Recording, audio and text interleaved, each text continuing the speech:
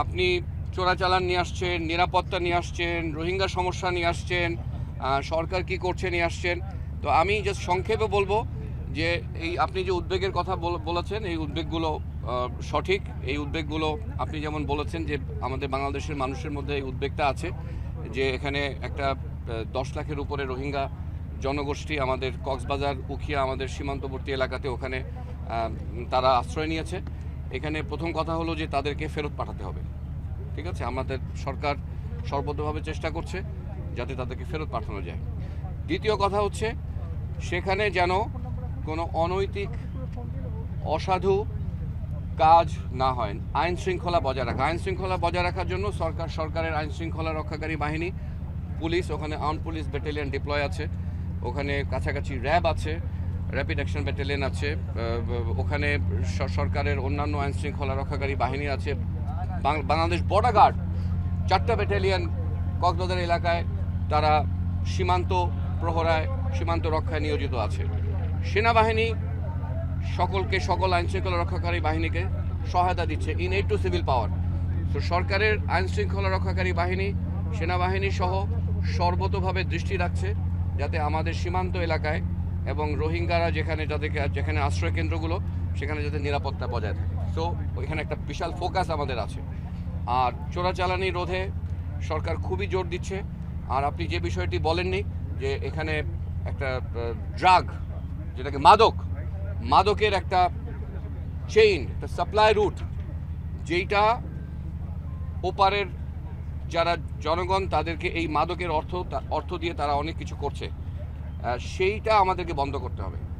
মাদকটা আমরা সোর্সে বন্ধ করতে পারবো না, কিন্তু মাদকের যে রুট, যে ট্রান্সপোর্টেশন, সেখানে আমাদের বন্ধ করতে হবে।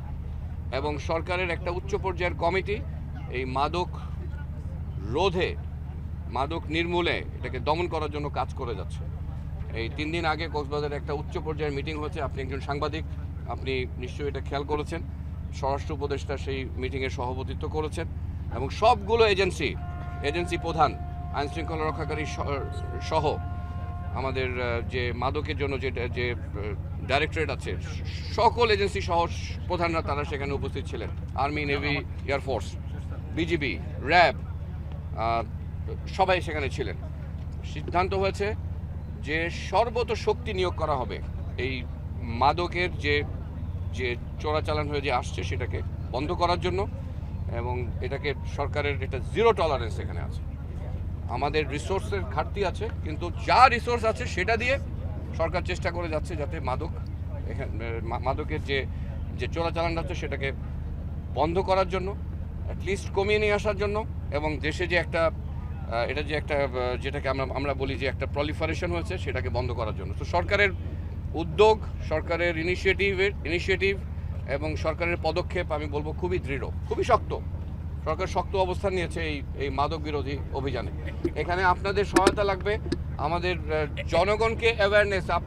আপনি সাংবাদিক হিসাবে আপনারা যদি মানুষের যারা মাদক সেবন করে তাদেরকে যদি আপনারা জানাতে পারেন যে এই যে মাদকটা, এটা যে কত ক্ষতিকর, এইটা আপনাদেরকে একটা অগ্রণী ভূমিকা পালন করতে হবে। এবং সাংবাদিক হিসাবে আমি মনে করবো যে এটা আপনাদের একটা বিশাল দায়িত্ব, মানুষকে সচেতন করার জন্য যে তারা যাতে মাদক থেকে দূরে থাকে, মাদককে না বলে।